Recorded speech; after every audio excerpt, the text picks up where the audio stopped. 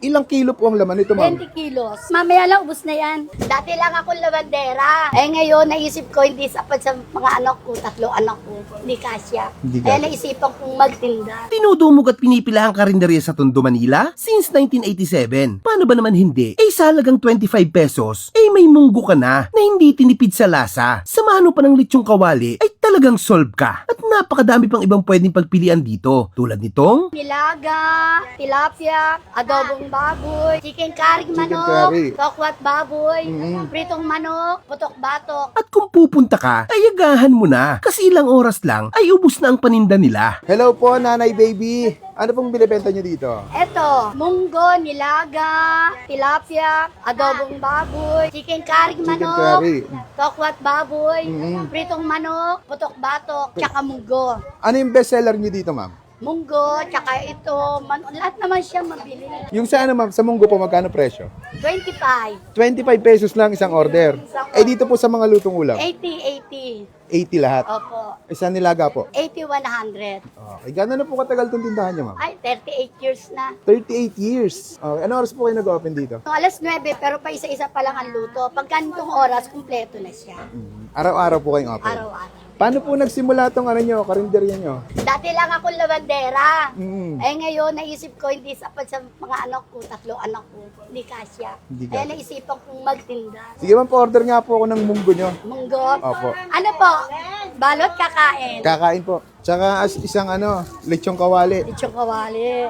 Ilang munggo? Isa lang po, isa lang po. Yan, puno yan. Yung... Ilang ganyan po sa isang araw? Ala lang isang araw yan. Ilang kilo po ang laman nito, ma'am? 20 kilos. 20 kilos. Grabe. Ilang oras po? Oras, mamaya lang, ubus na yan. Tapos ito po, magkano po isang ganito? 80, 100. Okay, sige, isa rin po. Magkano po nito? 100? 100 na po. Ang dami pala ng 100. No? Hindi ka naman pwede dito magtinda ng mahal. Kailangan. Pangmasa. Alam nyo naman dito. Ang dami bumibili sa'yo, no, ma'am. Awa naman po Diyos, nakakaraos pa rin. May huling tanong po ako sa iyo, ma'am. Ay, ano lang. Bakit po binabalik-balikan tong tindahan nyo? Anong kakaiba dito sa mga paninda nyo? Ay, siyempre, siguro, mabait ako. Yun ang number 1, yung mabait at magtinda. Kahit pa paano naman, okay naman ang lasa. Mga suki ko matagal na. Bisa nga, mga apo-apo na eh. Yung apo na ng mga anak nila eh. Sa akin pa rin bumibili. Sa dito sa munggo, ito yung sikat sa iyo sa nakita ko ito. Bakit binabalik-balikan yung munggo mo, ma'am? Mura. Mura. Mura lang siya, may lasa. Sige, ma'am, tikman ko na po. Salamat po. At ay mga kabangers, nandito tayo ngayon sa kainan ni Aling Baby dito sa Concha Madrid, Tondo, Manila. Ayan, grabe, sobrang dami ng pila. Tingnan nyo. Ang haba, ito yung pinipilahang munggo dito. Munggo queen ng Tondo. Meron sila ditong munggo, 25 pesos lang, ganitong karami. Ayan, budget meal na budget meal, kaya talagang binabalik-balikan. Marami din naman silang ibang pwedeng pagpilian dito mga ulam. Pero ang kinuha natin, ito 100 pesos na lechong kawali. Liempo yung gamit sa kanya. Tapos yung 25 pesos na munggo. Ayan, tikman natin yung munggo. Kain tayo.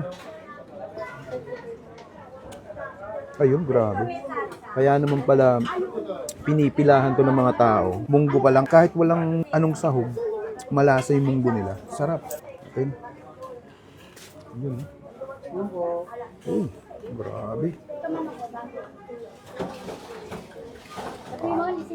Pa, init. Samahan natin ng lechong kawali. Ayan ang combo niya, no? Solid. Pwede ka nang hindi kumuha ng ganito eh. Munggo pa lang, goods na.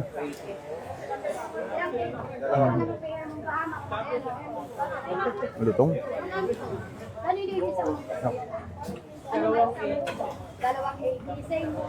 Ang matik, dalawang kanin ka agad eh. Ay, natapon. Wala masabi sa munggo. Ito hindi tinipid sa halagang 25 pesos. Kaya hinayong ka na dapat.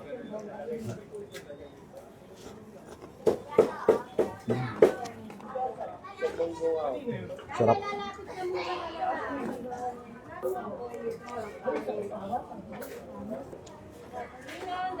Dahil pala pwede food trip dito sa Tondo. Ay, siya lang pala. Sorry na.